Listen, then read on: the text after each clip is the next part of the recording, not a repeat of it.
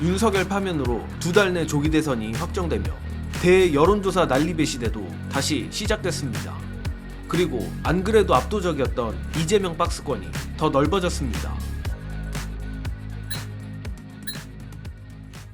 현재 윤석열 파면 결정이 난 4월 4일 그리고 그 다음 날인 4월 5일까지 조사한 긴급 여론조사들이 오늘 공개됐습니다. 역시나 이재명 대표를 향한 압도적인 민심이 또 확인됐는데 최근엔 쏙 들어간 말이지만 언론이 이재명 대표를 깎아내리기 위해 만든 단어 이른바 박스권, 그 박스권이 윤석열 파면 이후 더 거대해져서 사실상 무조건 당선될 수밖에 없는 박스권이 돼버렸습니다. 오늘자 서울경제, 한국갤럽 긴급 여론조사 결과에 따르면 국민의힘 대선 후보 사인과 이재명 대표와의 가상 양자 대결에서 이재명 대표가 모든 국힘 후보를 상대로 과반을 기록했습니다. 심지어 다자 대결에서는 모든 국민의힘 후보들의 지지율을 합친 수치에 2배를 해도 이재명 대표의 40% 지지율에 미치지 못하는 경이적인 결과가 나왔습니다. 이와 더불어 정권 연장과 정권 교체에 대해 묻는 질문에는 정권 교체 56%, 정권 연장 35%라는 수치가 나왔는데 재밌게도 이 수치는 이재명 대표와 국민의힘 후보들 간의 양자 대결 수치와 거의 동일한 수치입니다. 이런 것들만 보더라도 정예능이 감히 예측을 해보자면 다가올 조기 대선의 득표율은 아마 55대 35 정도가 되지 않을까 생각하며 여기서 응답 거절 및 모름 10% 정도를 빼고 55대 35를 백분율로 다시 계산하면 61대 39, 사실상 6대4 구도가 됩니다. 즉 이번 대선 이재명 대표와 민주진영은 그냥 무난하게 승리를 목표로 하는 것이 아니라 단독 과반은 물론 대선 득표율 60%를 넘기겠다는 목표를 가지고 대선을 뛰어야만 합니다. 이는 단순히 정예능이 힘내자고 하는 차원의 말이 아니라 실제로 이재명 대표와 민주진영이 60%에 가까운 압도적 승리를 해내지 못하면 그동안 이재명 대표 죽이기에 앞장서왔던 언론들은 내란이 터졌음에도 국민들은 아직도 이재명을 믿지 못한다라는 식으로 엄청나게 정권을 흔들어댈 것이 뻔합니다. 물론 민주당이나 이재명 대표가 그렇다고 조바심을 내어 무리를 하진 않겠지만 어찌됐던 우리 민주시민들도 더 절박하게 밭을 갈아야 한단 말입니다. 가뜩이나 국민의힘 지지자들이 아무리 극우화됐다곤 해도 그들의 기회주의 DNA를 절대 얕봐서는 안 됩니다.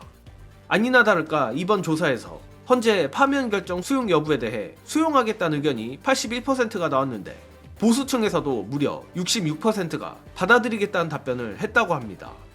결국 저 보수층도 빠르게 현실을 받아들이고 다음 대선을 준비하고 있다는 게 수치로 드러난 것입니다. 다만 그럼에도 저 국민의힘이 정신 차리고 윤석열로 빚어진 내란의 강을 건너기는 쉽지 않을 것 같은데 관련해 중요한 영상 보시고 이어가겠습니다. 여당 쪽은 그래서 누가 가능하다고 보세요? 앞으로 어떤 양상으로 전개될까요? 경선을 치러야 될 텐데. 그게 지금 시간이 없어서 네. 경선 룰에 대해서 복잡한 논의를 하기가 어려울 거예요. 예. 지난번 대선 때 했던 룰대로 할 가능성이 많습니다. 그렇다면 지난번 대선 경선 때가 70대 30으로 하지 않았나요? 예. 국힘이? 국힘당의 당원 베이스가 예. 지극히 비이성적인 예. 대로 지금 와 있기 때문에 국힘당 정치인들이 그렇게 만들었어요. 예. 그래서 그쪽에서 보면 압도적으로 김문수 노동부 장관의 지지율이 높게 나오죠. 예. 지난번 룰대로 하면 그 가능성이 좀 있지 않나? 그쪽으로 가는 것 같습니까 보시기에? 김문수 장관은 국회에 나와서 답변할 때도 보면 예. 귀가 더 어두운지 이렇게 반응이 0.5초, 1초 늦어요. 참 깝깝합니다. 국힘당도. 거기서 근데 원희룡 전 장관은 왜 그 모든 일을 해줬는데 거론이 안 되나요? 작가님 보시기에는. 깜이 아닌가 봐요. 사람들이 보기에. 참고로 압승을 거둔 지난 22대 총선에서도 민주당과 국민의힘의 득표율은 50대 45, 겨우 5% 차이였습니다.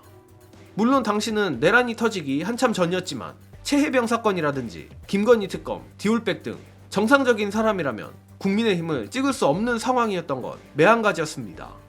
즉 저는 이른바 중도 보수라든지 합리적 보수라는 사람들을 믿지 않습니다. 정말로 중도 보수나 합리적 보수라면 진작에 지난 총선에서도 민주당에 표를 줬을 것이고 국힘이 45%나 득표를 했다는 것은 여전히 국힘이 나라를 망치든 말든 관성적 투표를 하는 사람이 무수히 많다는 방증이나 다름없습니다. 아마 12.3 내란과 연속 2번 탄핵이라는 악재를 거치며 그 수는 조금 줄어들긴 했겠지만 여전히 여론조사에서 잡히는 국힘 콘크리트, 아니 철근 지지층은 35%나 됩니다. 따라서 상황이 유리하고 구도가 압도적인 건 맞지만 향후 이재명 대통령이 직무를 원활히 수행하기 위해서라도 이번 대선 결코 방심해서는 안 된다는 말씀드리며 이번 소식은 여기서 마치겠습니다. 시청해주신 여러분 감사합니다.